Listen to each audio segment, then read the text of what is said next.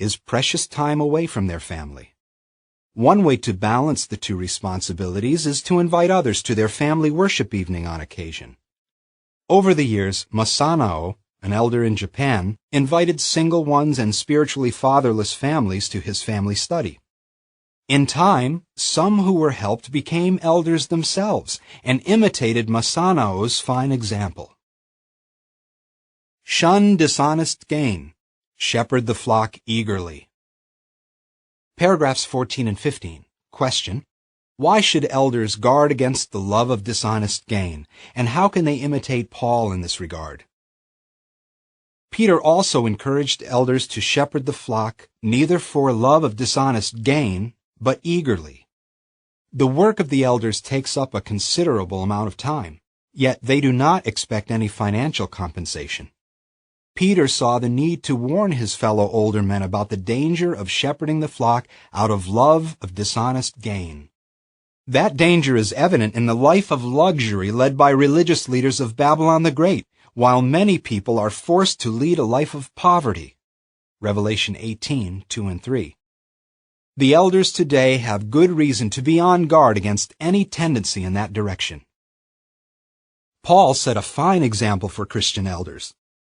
Though he was an apostle and could have been an expensive burden on Christians in Thessalonica, he did not eat food from anyone free.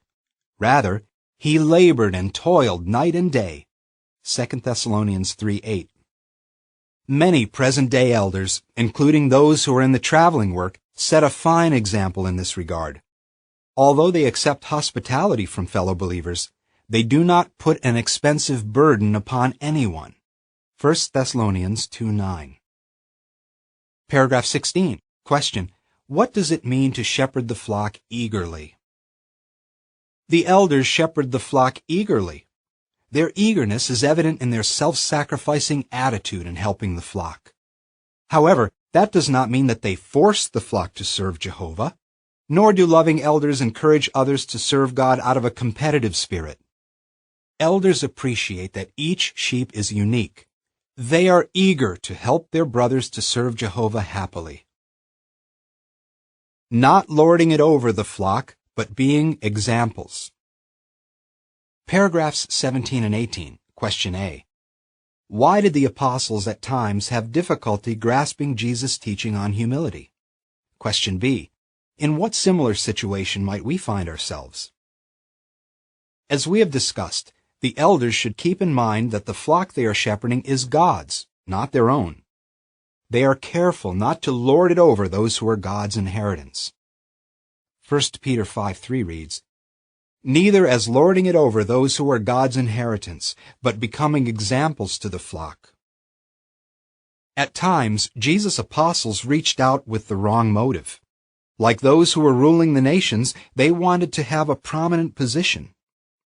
Mark 10:42-45 reads, but Jesus, after calling them to him, said to them, you know that those who appear to be ruling the nations lord it over them, and their great ones wield authority over them. This is not the way among you. But whoever wants to become great among you must be your minister, and whoever wants to be first among you must be the slave of all.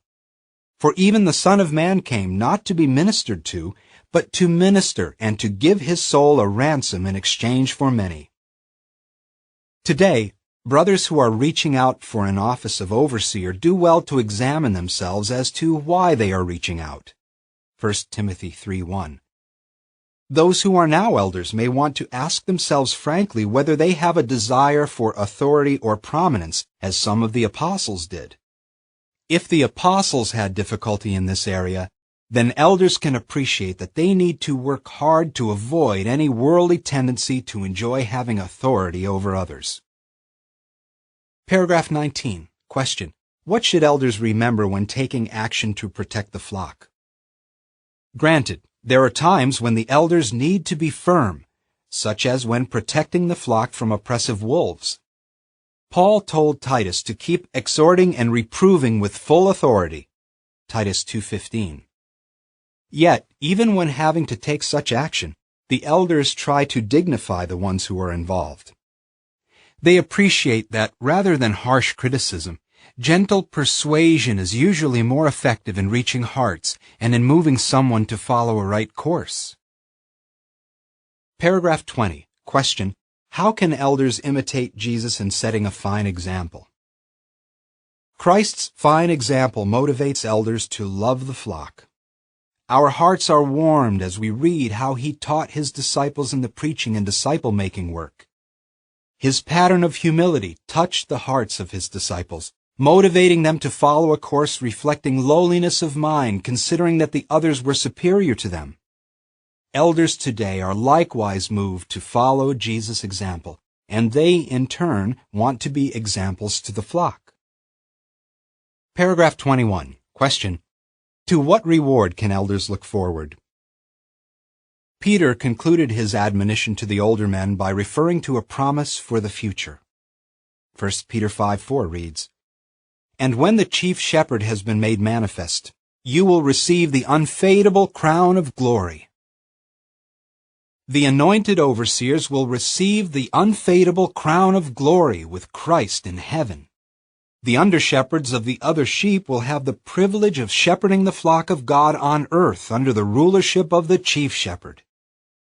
The next article will discuss ways in which congregation members can support those appointed to take the lead. By way of review, why was it appropriate for Peter to admonish fellow elders to shepherd the flock of God in their care? How should elders shepherd spiritually ailing ones? What moves elders to shepherd the flock of God in their care? End of article.